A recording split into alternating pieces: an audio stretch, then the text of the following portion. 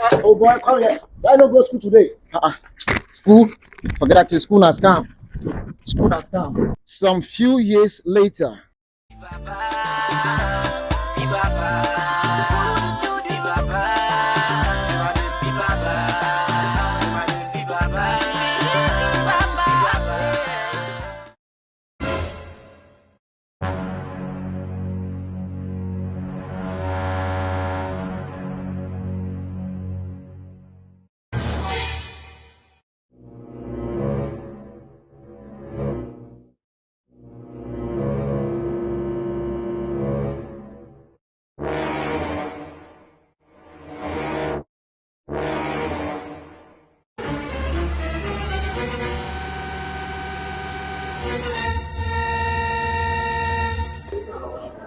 Ina, my son, and Biko, please, can you help me to fill this form?